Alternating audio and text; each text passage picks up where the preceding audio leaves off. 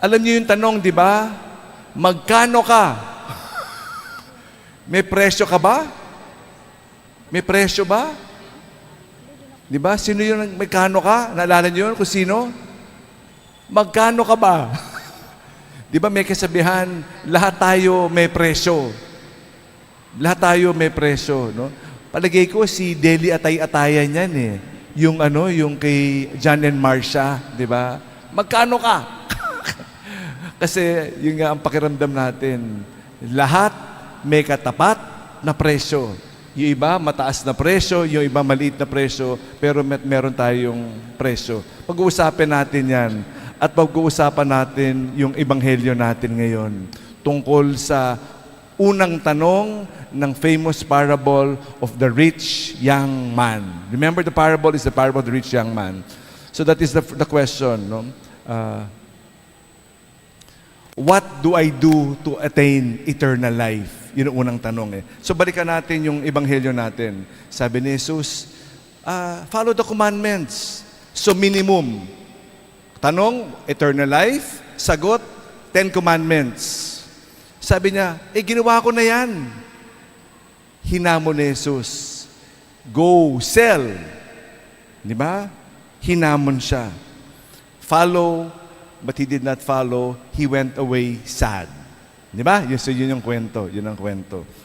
So, minimum. Ang pinaka-minimum, parang kahapon, pasang-awa, 10 commandments. 10 commandments, pasang-awa. But if you want to be greater holiness, sell, give to the poor. A challenge for all of us, di ba?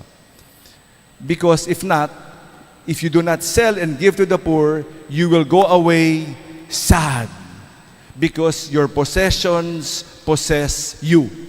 You think, possession? Pag-aari ko yan? Hindi. Pag-aari ka ng iyong kayamanan. Hindi ikaw ang may-ari niyan. Ari ka niya. Kaya patay-patay tayo. You will go away sad. For sure. For sure. That is why, that is the beautiful story.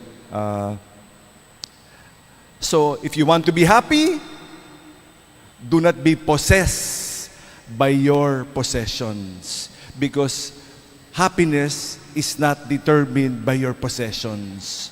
Aalipinin ka ng iyong pag-aari is the scary truth. That is why we talk about that. And then we talk of eternal life. So dalawang bagay natin, di ba? Magkano ka at eternal life. Buhay na walang hanggan. Yun yung unang tanong sa Ebanghelyo. Kaya ang turo naman sa atin, yung mga sakramento. Nakakatuwa yung sakramento eh. We are guaranteed eternal life from beginning to end. We will talk of baptism. It is my baptismal day today. I would like to focus on that baptismal promise. Paulit-ulit.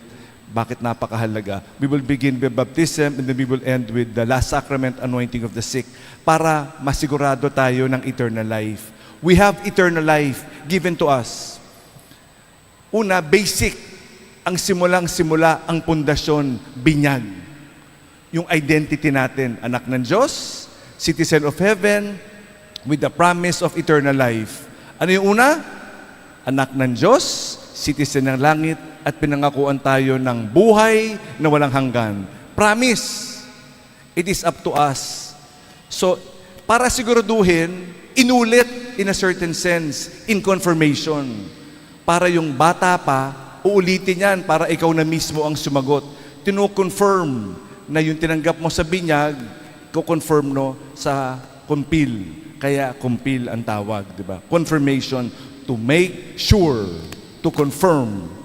Tapos, yung unang pagbasa tungkol sa relapse. Relapse ng relapse eh.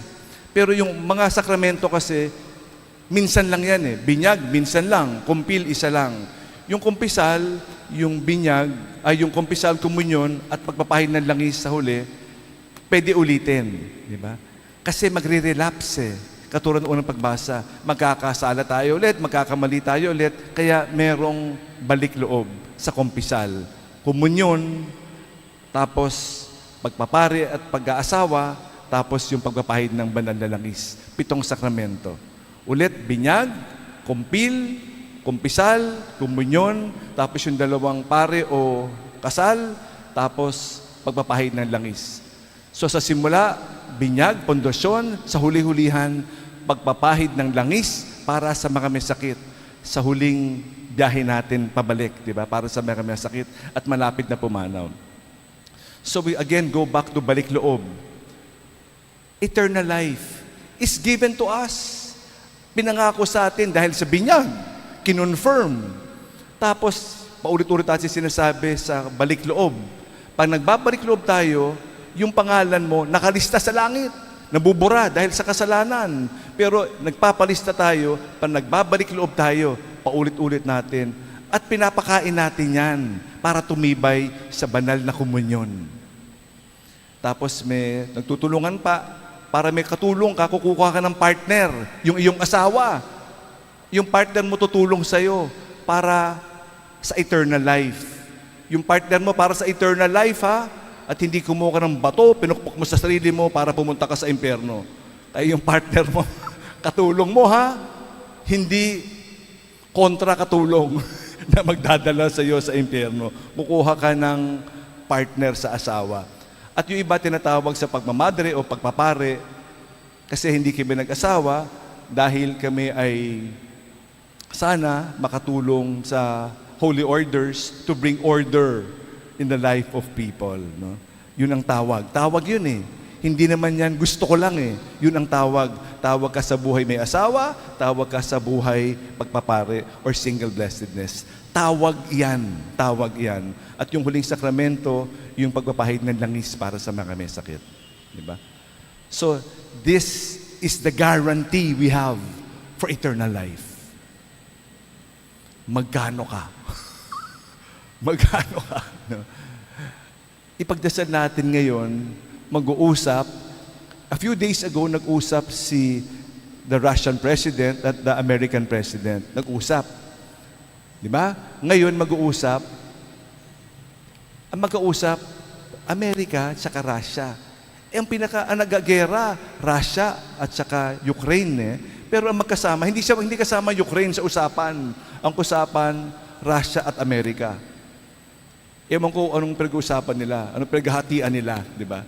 Ngayon, mag-uusap ngayon, itong araw na ito, kay pagdasal natin, mag-uusap ang Ukraine at saka American President. Mag-uusap sila. Parang nakakatuwa yung pinag-uusapan eh. Sa iyo to ha, akin to ha, yung pipirmahan ko tong energy bill. Hindi naman kapayapaan eh. Pera na naman ang pinag-uusapan.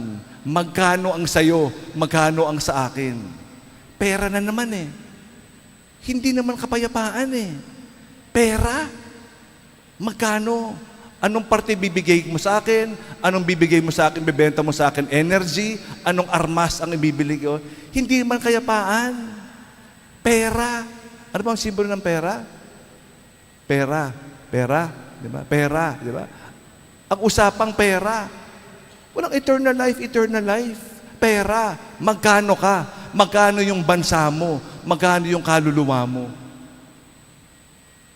Yun ang usapan sa Ebanghelyo ngayon, di ba? Kaya nakakatakot, magkano ka.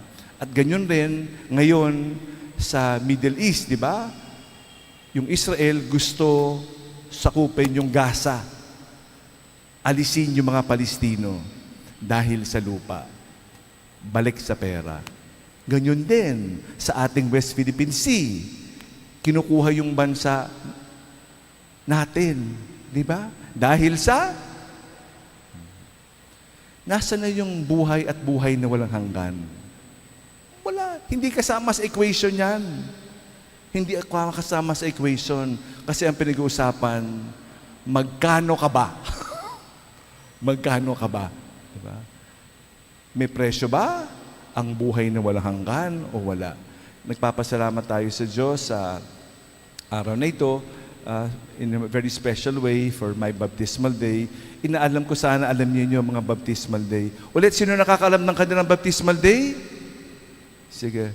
Dito ka sa harap, yung nakakaalam. Dito, alam nyo? Sino nakakaalam? Hanggang dyan lang? Ikaw lang? Dito ka na sa harap. So, 1, 2, 3. Yan, sige. Meron kayong house and lot sa langit. Eternal life di ba? Eternal life So, magpasalamat tayo sa buhay na walang hanggan. Hindi naman ganyong kahirap Pwede naman Paano? Sa lupa para lang sa langit. Nagsisimula dito, hindi nagsisimula doon. Kaya kung masaya ka dito, kasi alam natin bakit ka masaya. At kung hindi ka masaya, alam mo bakit hindi ka masaya. Kaya the rich man went away sad. Kasi ang puso niya, si Jesus o hindi si Jesus. Pag nasa iyo si Jesus, you have eternal life. There is nothing to fear. Amen.